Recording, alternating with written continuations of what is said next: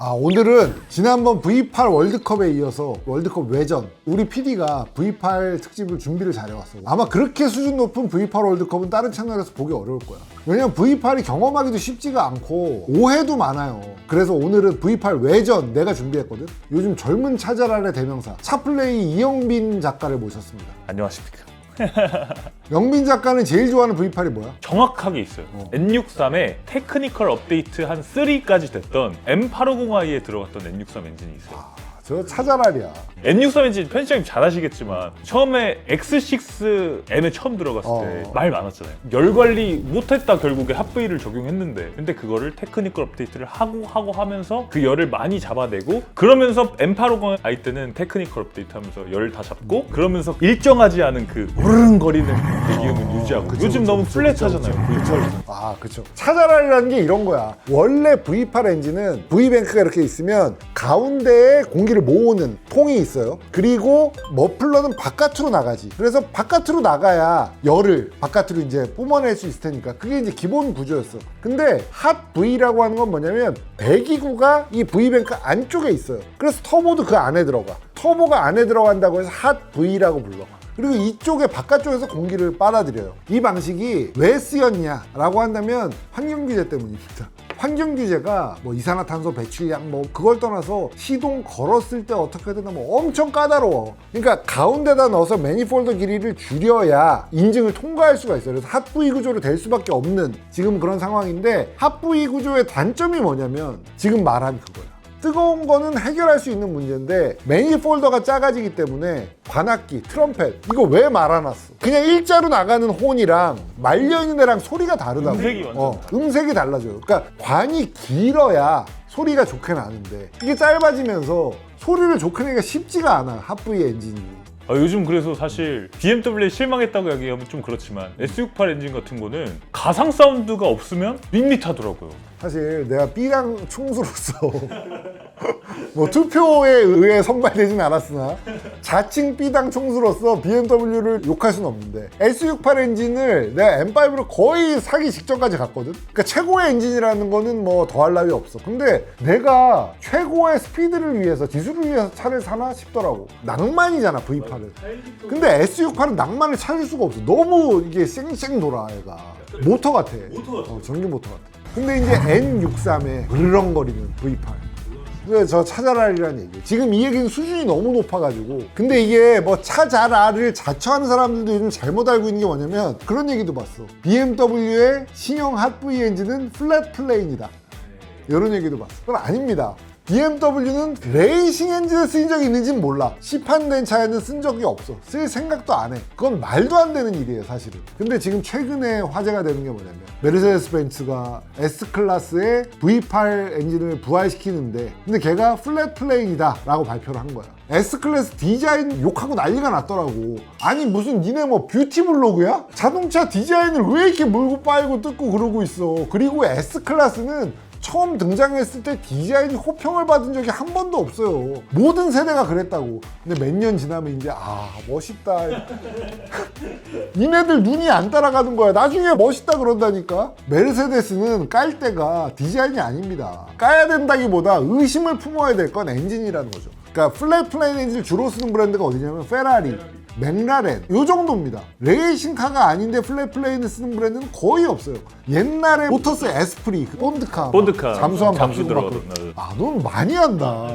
몇 년생이라고? 저 97년생인데 97년생인데 그걸 어떻게 하냐? 전 제임스 본드 팬이에요. 에스프리 그 물속에 빡 들어가가지고 그 막 나와가지고 막 이거 막 하고 막 조절해가지고 미사일 쏴가지고 헬기 떨어뜨리고 막 나를 사랑한 스타일. 저런 젊은이들이 많아져야 된다니까. 그런 차들은 슈퍼 스포츠카니까 회전수를 올리기 위해서는 가장 유리한 게 뭐냐면 기통수를 늘리면 됩니다. 그런데 8기통, 12기통쯤 되면 돈이 너무 비싸지니까 감성의 영역도 무시할 수 없어진 거야. 그래서 회전을 무조건 빨리 올리는 것보다 맛을 느끼고 싶어해요. V8에서, V12에서도. 근데 페라리나 맥라렌 혹은 로터스 에스프리 같은 차들은 그런 감성은 됐고 우리는 성능을 추구한다. 그래서 플랫 플레인을 집어넣은 거야.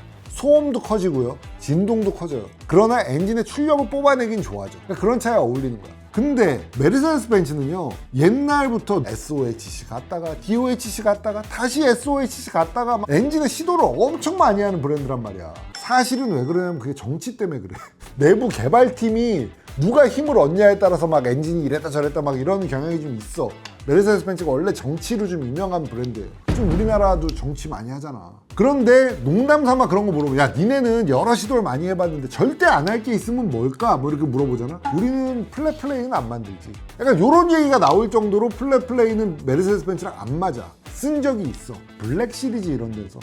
왜냐면 걔는 슈퍼 스포츠를 추구하는 엔진을 싣는 거니까. 그런 데는 쓴 적이 있지만 S클래스의 플랫 플레이 특성사가 안 맞는다고. 그러니까 이 펄스감이라 그러죠. 후릉 하는 그 V8 특유의 그게 사라져. 저속 토크도 줄어든단 말이야. 물론 하이브리드니까 모터로 그거를 뭐 잡을 수 있겠지. 근데 고회전을 쓰나? 그렇게? 이건 까는 게 아니에요. 궁금하다는 거지. 메르세데스 벤츠가 우리 플랫 플레인으로 간다 발표를 한 이유도 그거야. 차자랄들 싸움 붙이려고 거기서 플랫 플레인으로 멋진 엔진을 만들어내잖아. 그러면 아 역시 메르세데스 벤츠다 이렇게 되는 거야. 나도 그걸 기대하고 있어요. 근데 또 생각해봐. 지금 메르세데스 벤츠 엔진이랑 변속기 제대로 만드나? 벤츠 처음 타보면 무지랭이들한테도 까이잖아. 미션 X 같다고. 그러니까 차 완성도가 안 좋은데 플랫 플레인 발표를 해버리니까 좀 이상한 거야. 아니 애초에 V8이 다시 나온다라고 발표한 이유도 뭐야? 4기통으로 V8을 대체하겠다 그랬다가 지금 C63, E63은 볼 수가 없잖아. 어디 뭐 실종돼 버렸잖아. A45 AMG 그거 처음 나왔을 때 디제스터였어요. 변속을 못 해가지고 밟잖아. 400 몇 마력 뭐 그렇잖아. 내가 그 차 처음 나왔을 때 타고서 잊어버리지도 않아. 학동사거리에서 오르막을 올라가면서 아 약간 배틀은 아니고 약간 신경전이 붙었어. 야 이거 A45 AMG야. 이거 400마력 넘어. 골프인 줄 알았지? 해치백인 줄 알았지? 그리고 끝까지 밟았다? 걔는 넘어갔어 언덕을. 나중에는 괜찮아졌다는데 난 그래서 A45 거들떠도 안 봐. 그 이후로.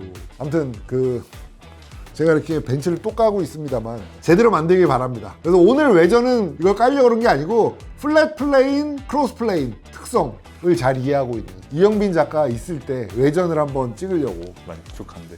이영빈 작가의 차 덕력은 내가 볼 때는 상당해. 요 엔진을 하나 한번 물어보고 싶어요. 이거 뭔지 알아? 아니요 모르겠어요. 딱 보고 뭔지 모르는구나. 애송이지. 여기 마크가 뭐예요? 잘 보면 모토구찌입니다. 모토구찌. 50년대 모토GP 때인가요? 맞아요. 저렇게 생긴 게 그건 건 아는데 그거를 유추할 수 있으면 사실 그것만 해도 잘 아는 거지. 들 애송이로 해주세요. 드래곤볼 봤어? 이거 본 적 있어요? 표지에서 몇 번 봤던 표지 그림이야. 아까 그 오토바이잖아. 이게 표지에 등장해서 워낙 유명한 애라 이렇게 프라모델도 나왔습니다. 이거 우리 사무실에 있잖아. 이게 모토구찌의 V8 레이서입니다. 이렇게 생겼어. 오토바이 이렇게 타면 하나가 여기 있고 하나가 여기 있지. BMW 박서가 이렇게 돼 있다면 모토구찌는 이렇게 돼 있지. BMW 박서는 수평대항 엔진이거든. 수평대항 엔진을 세워놓은 게 아니라 이렇게 된 V2 엔진을 이렇게 돌려서 달아놓은 게 모토구찌 엔진이야. 그러니까 플랫 트윈이랑 완전히 달라. 그러니까 V 트윈 엔진이야 얘는. 이렇게 달렸으니까 크랭크는 이렇게 돌겠지. 그러니까 박서랑 똑같이 도는 거지. 그래서 거기 샤프트를 달아가지고 뒷바퀴를 굴려. 모토구찌는 지금도 그래. 얘도 그래. 여기 지금 샤프트 들어가는데요. 앞에서 봤을 때 V 형태로 실리는 거야. 4개씩. 그럼 뭐야? 길이, 폭, 무게 다 문제지. 그리고 밸런스도 이게 정상적인 밸런스가 아닐 것 같은데요? 지금 그게 좋은 지적이야. 지금 여기 앉은 것도 봐봐. 완전 뒤에가 있잖아. 그러면 앉아있는데 앞바퀴가 저 앞에 있다는 얘기잖아. 지금의 바이크 코너링은 어떤 식으로 돈다고 얘기하냐면 코너링을 할 때 앞바퀴를 기울여서 앞바퀴가 방향을 바꿔서 가는 거지. 이 시대엔 불가능했어. 왜냐면 그립이 안 돼 앞바퀴가. 앞바퀴에 무게를 실으면 삑 하고 미끄러져서 얼굴부터 자빠지게 쉬운 시대였어. 이때는 뒷바퀴를 기울여서 코너를 돌던 시대야. 그래서 그나마 가능해, 이론적으로는. 근데 이때 모토구찌는 모토GP에서 경쟁을 하려고 자기네들이 2기통 엔진은 만들 수 있는데 이거를 붙여 8개, 8기통을 만들어서 회전수를 한 15,000rpm 돌려버리자 라고 해서 나온 게 이거야. 근데 보다시피 운전자는 뒤로 앉아있고 앞바퀴의 조향각에서부터 너무 멀어. 그리고 뒤에 스윙함이 너무 짧아. 그리고 이 서스 봐봐. 요만한 거 달려있잖아 지금. 요 서스가 뭐 얼마나 작동을 하겠어. 100cc AF 이런 거 서스 같은 게 지금 달려있잖아. 그 당시에 이 모토GP 선수들은요, F1 우리가 요즘 드라이브 투 서바이브를 봐서 알지만 아무나 탈 수 있는 게 아니거든. 이 당시 모토GP도 그래. 탈 수 있는 사람이 한정돼 있다고. 이 바이크는 그 극한을 달려가지고 탈 수 있는 사람이 5명밖에 없어. 2명은 시트를 받았어. 레이서들이 제일 영광이 뭐야? 그 회사의 드라이버 라이더가 되는 게 꿈이란 말이야. 근데 이미 팩토리 레이서인 2명이 이걸 타라 그랬더니 안 탄다 그랬대. 그 안 탄다 그래가지고 그냥 사라진 바이크야. 그러면 이후에 모터사이클에 V8이 있게 없게? 저는 솔직히 없어요. V6까지는 들어가요. 사실은 있었습니다. 요거 알아? 혼다의 NR750이야. 처음 들어보지? 애송이 드립니다. 얼마 전에 혼다에서 일본에서 네모토켄 아저씨 모셔와서 라이딩 스쿨한 얘기 들었어? 네, 그런. 보도자료 봤지? 그 네모토켄 아저씨가 이 바이크를 타고 르망 24시간 내구레이스에 나갔던 분이죠. 대단한 분이죠. NR이라는 바이크는 뭐냐면요, 옛날 90년대 후반까지만 해도 모토GP는 투 스트로크가 대세였습니다. 하나의 사이클이 4번의 스트로크로 이어지는 게 4스트로크 엔진이야. 근데 2스트로크 엔진은 우리 옛날에 고등학교 때 기술 시간에도 경운기에 쓰이던 엔진이다, 내지는 뭐 잔디깎기에 쓰이는 엔진이다 라는 식으로 얘기를 배웠거든. 근데 사실은 2000년대 넘어올 그 무렵까지도 모토GP는 투스트로크 세상이었어. 왜냐면 4스트로크에 파워가 2배야. 투스트로크는 2번 만에 한 개의 행정이 완료가 돼요. 이론적으로 2배의 파워가 나오고 실제로도 2배의 파워가 나와요. 특성이 뭐냐면 휘발유랑 엔진 오일을 섞어서 넣어야 돼. 그냥 휘발유만 넣는 게 아니라. 이거 군대 나오신 분들은 다 경험해 보셨을 것 같아요. 아, 그래? 예초기에 꼭 그죠. 이제 중사들이 엔진 오일 10ml씩 넣거든요. 맞아요. 그 방식이야. 그래서 흰 연기 막 나오고 이 회전이 4스트로크처럼 왕 이게 아니고 우리는 주로 엔진을 이렇게 리니어하게 내려고 노력을 하잖아. 그러니까 내 다리든 손이든 내 조작에 맞게 하려고 노력을 많이 하잖아. 근데 2스트로크는 안 그래. 파워밴드가 나중에 펑 튀어나와. 꽝 터보 느낌처럼 하고 나와 파워가. 과부 제조기 되는 거예요. 과부 제조기야. 2스트로크는 실제로 조작이 쉽지가 않아요. 그래서 10판차는 4스트로크로 많이 바뀌는 거야. 아니면 2스트로크 파워를 줄이거나. 근데 파워가 2배가 나오니까 레이싱 레귤레이션에서 배기량으로 정해진 모토GP는 500cc 2스트로크가 500cc 4스트로크보다 무조건 유리해. 출력이 더 높으니까. 근데 실린더를 많게 하면 부품이 복잡해지고 움직임도 복잡해지고 부피도 커지고 여러 가지가 있잖아. 얘 피스톤이 이렇게 생겼어. 타원 피스톤 2개를 붙여가지고 하나로 만들면 밸브가 8개가 들어가요. 흡기 밸브 4개, 배기 밸브 4개. 크랭크 핀도 2개야. 이거 요즘 페라리가 특허를 내가지고 실린더 개수랑 배열은 그대로 유지하면서도 엔진 크기를 좀 더 컴팩트하게 만들 수 있다고 하더라고요. 그래서 12기통을 계속 유지할 수 있다. 12기통의 타원 피스톤을 쓰겠다. 그렇죠. 그러니까 그건 얘랑 개념은 좀 다르네. 얘는 V8을 V4로 만들겠다는 시도였어. 피스톤이 4개인데 사실은 8개의 효과. 그러니까 2배가 늘어난 거야. 흡기 밸브 4개, 배기 밸브 4개. 그리고 크랭크핀 기통당 2개. 그래서 V4야 얘는 사실은. 근데 이게 딱 봐도 움직이기가 어려울 것 같잖아. 크랭크핀 2개를 같이 움직이게 해야 되는 거 아니야. 15,000rpm, 18,000rpm까지 도는데 그거를 제어하기 쉽지 않잖아. 그래서 밑에 크랭크 축이 돌고 위에 캠이 이제 밸브를 제어를 하잖아. 그럼 이걸 보통 벨트나 체인으로 묶잖아. 근데 얘는 기어로 묶었어. 엔초 페라리처럼. 혼다는 원래 그걸 잘해. 10판차에도 기어 트레인으로 제어하는 애들이 있거든. 캠을 끝내주지. 오일이 엄청 샜대. 당연히 피스톤 링은 계속 나갔을 거고 밀폐도 어렵고. 그러니까 문제가 계속 많아가지고 NR은 그래서 새로운 시대를 열겠다. 환경에 유리하고 10판차 기술과 연결하기도 쉬운 4스트로크로 2스트로크 시대를 끝내겠다. 뉴 레이싱 NR이었어. NR500으로 모토GP에 참가했어. 근데 별명이 뉴 레이싱이 아니라 뭐가 됐게? Not ready.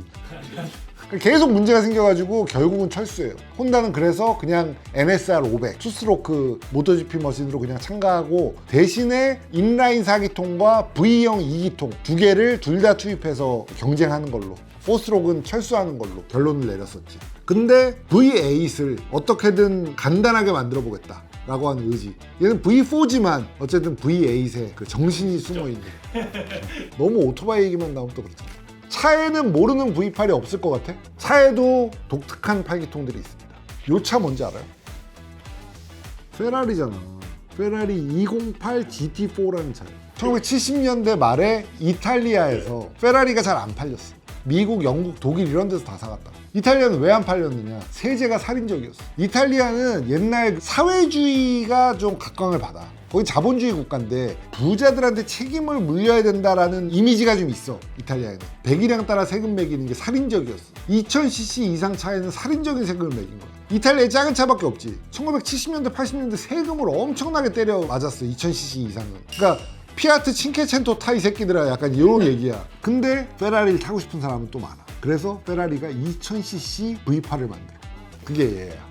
기통 하나당 250cc. 요구르 투병 8개가 막 도는 거야. 지금 모터사이클 아닙니까? 그죠? 지금 모터사이클에 쓰는 게 그만한 피스톤이야. 이 차에만 쓴 게 아니라 꽤 많이 쓰였어요. 그때 람보르기니에도 우라코라고 하는 V8이 있었어. 그것도 2000cc. 그러니까 V8은 배기량을 작게 만드는 그런 문화가 있던 시대가 있었어. 이게 사실 지금은 좀 그게 깨졌습니다만 한 15년 전, 20년 전까지만 해도 기통당 적정 배기량이라는 게 있었어. 500cc 딱. 그렇죠. 공학적으로 계산해 보면 400cc거나 500cc일 때 제일 효율적이래. 근데 2000cc V8 요거는 어떻게 돌았을지 요 소리 들어보고 싶지. 요런 소리가 납니다.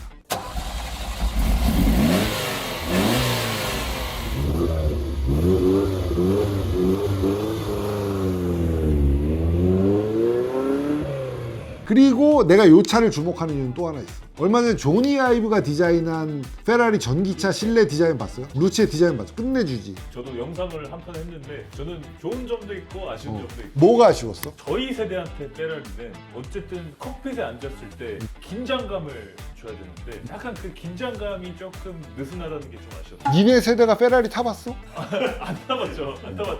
아 물론 저는 직업적인 것 때문에 몰아봤지만 몇 세대나 타봤는데. 두 세대 다. 그러니까 지금 나오는 거랑 그 바로 전 거 타본 거 아니야. 그쵸. 그럼 페라리를 타봤다 그러면 안 되지. 내가 왜 그 얘기를 하냐면요. 페라리를 사서 타는 사람들은 제일 많은 나이는 60대, 70대 아닐까? 지금 코인 터져가지고 처음 사네. 뭐 아니면 5년 전에 터져가지고 5년 동안 뭐 7대, 8대 사네. 걔네들이 애송이라고 쳐주지도 않아. 왜 그 얘기를 하려고 그러냐면 이 차 그래봤자 80년대야. 80년대부터 페라리 타온 고객들이 외국에는 엄청 많다고. 이 차의 실내가 이렇게 생겼어요. 어디서 많이 보지 않았어? 루치의 디자인은 조니 아이브가 창조해낸 게 아니야. 80년대 페라리의 인테리어예요. 나는 이걸 보고서 페라리답지 않다는 얘기를 많이 봤거든? 그 페라리를 니네가 뭘 아는데 페라리 답냐 안 답냐? 아니 한 대라도 사봤으면 몰라. 아니면 두세 대라도 사봤으면 몰라. 두 세대도 지금 나온 458, 488, 뭐 F8 사봤으면 그건 사본 게 아니야. 디자인 큐가 한번 바뀐 시점까지는 가야 페라리 좀 타봤다지. 458부터 지금까지는 한 세대야 그냥. 그 전에 뭐 360 모데나 아니면 355 타봤으면 더 좋고 355랑 360은 다른 세대지. 360이랑 488도 다른 세대야. 두세 세대 타본 사람이 얼마나 많겠냐고 전 세계에. 그러니까 자기 생각으로 페라리의 디자인을 평가하는 건 뭔데 너 뭐 돼? 80년대 페라리도 모르면서 지금 새로 나온 페라리 F80 봤지? 그게 뭐를 연상시켜요 그 차가? 세기용 디자인. 페알못. 데이토나가 바로 나와야지. 앞에 이 띠가 어색하다 이런 글 쓴 애도 봤거든? 그만하라고. 페라리 평하지 말라고. 80년대 페라리의 재림입니다. 페라리만 그런 게 아니고 지금 디자인은 80년대가 돌아오고 있어요. BMW 5 시리즈 뒤에 수평도 아니고 뒤가 살짝 올라가는 것도 아니고 쑥 처지는 거. 70년대 말 디자인이잖아 BMW. 간디니 디자인 아니야. 70년대에서 80년대 그 무렵의 디자인이 자동차로 돌아오는 게 지금 현 시점이에요. 그래서 이런 차들의 디자인이 돌아올 거라고 예측하고 있어 난. 왜냐면 F80도 그렇게 나왔으니까. 그러면 실내는 그렇게 돼서 마땅하다. 내가 이 말을 쳤다고. 야 조니 아이브 대단하다. 이 당시의 페라리 디자인을 이렇게 재해석했구나. 너무 페라리답다라고 생각했는데 페라리답지 않다. 자기가 본 한 세대 혹은 두 세대 페라리 사진으로 인터넷으로 본 지 한 10년 남짓 이런 사람들이 페라리를 평하고 자빠진. 하지 말라고. 멈추라고. 우리 같은 평론가 얘기를 들으라고. 나보다 페라리 오래 타본 사람 있어? 유튜브에? 네가 몰랐던 V8 얘기를 했는데 사실은 중간에 V4가 하나 껴있었지. 근데 뭐 V8을 추구하는 V4니까. 근데 8기통은 V8만 있었을까? 설마 직렬? 직렬 6기통이 별로 없고 V6가 많은 이유가 뭔지 알아요? 엔진룸 공간 때문에. 그것도 큰 이유지. 너무 길어지니까. 직렬 6기통도 길어가지고 BMW 여러 번 꽉 차 있는데 안까지 넣으면 실내가 좁아질 거고 밖으로 빼면 앞이 길어질 거고. 직렬 8기통이 있었어요. 요건 이제 구분 못하지 봐도. 옛날엔 다 이렇게 생겼으니까. 이 당시의 차들은 앞에 본네트가 엄청 길었잖아. 그러니까 직렬 8기통도 들어갈 수 있었던 거지. 들어갈 수 있는데 사실 얘 외에는 직렬 8기통이 없었어. 왜 없었냐? 8기통용 크랭크 샤프트를 일자로 만드는 게 기술이 장난이 아니야. 직렬 6기통도 마음대로 못 만들어요. 크랭크 샤프트를 정교하게 깎는 게 쉽지가 않아. 주조로 물건을 떠냈어. 프라모델 옛날에 만들어 보면 옆에 지느러미 같은 거 막 달려있는 거 있지. 그러니까 주물로 떠내면 약간 이렇게 주물 선이 남는단 말이야. 그 선 조금에도 밸런스가 틀어져. 무게중심이 틀어지니까. 그래서 이 차밖에 없었다. 지금도 6기통도 쉽지가 않아요. 직렬 6기통이 별로 없는 이유가 그 때문이에요. 마지막으로 V8은 아니지만 W8 심지어 얼마 안 됐어. 20년 전이야 불과. 어디 엔진 이게? 분명히 봤는데 요 레이아웃을 두 개씩 양쪽에다 더 붙이면 W12 옛날 아우디, 벤틀리 이런 데 쓰였던 그 엔진. W8은 딱 한 대에만 쓰였어. 파사트 W8. 맞아. 그러니까 이게 협각 엔진이라 그래요. 원래는 이게 이상하잖아 배치가. V가 아니고 이렇게 막 겹쳐있다 해서 W라고 하는 거거든. 이 협각 엔진은 만들기 쉽지 않죠. 이게 뭉쳐져 있으니까 정비성도 안 좋고 열 관리도 쉽지 않고 해가지고 만들기 쉽지 않은데 6기통도 이런 협각 엔진이 있어. VR6라고 하는. 미국 가면 널렸어. VR5 혹은 VR6 5기통 6기통 다 있었는데 골프 R32 뭐 이런 데도 실렸고 해서 꽤 유명한 엔진이야 VR6가. 근데 그 엔진과 같은 개념을 협각으로 만든 W8 엔진. 요거는 딱 한 대 파사트에서만 나왔다가 요거를 12기통으로 만들어서 페이튼이라든지 투아렉이라든지 폭스바겐으로 넘어간 다음에 초창기 벤틀리라든지 이런 데 쓰였었죠. 이것도 매니아들한테는 외국에서는 아직도 인기가 많아. 자, 오늘 재밌으셨나요? 너무 재밌었어요. 그럼 오늘은 당신이 몰랐던 V8 8기통의 외전 한번 해봤습니다. V8 월드컵도 한번 안 보신 분들 한번 봐주시고 이렇게 마치도록 하겠습니다. 롱리브 V8 V8 V8 V8 마지막으로 마지막에 앵콜이 끝나지 않는. 근데 아까 모터사이클에 V8이 그 이후에 없었냐고 물어봤잖아. 사실 있어. 최근에 나왔어. 수평대양 8기통 더 그레이트 월이라는 브랜드가 있어. 중국에 만리장성 장성차에서 만든 바이크 자회사가 있어. 거기서 만든 투어러야. 골드윙 베낀 건데 골드윙이 수평대양 6기통이잖아. 얘는 하나 더 붙여가지고 8기통. 일본 하나라도 이기겠다.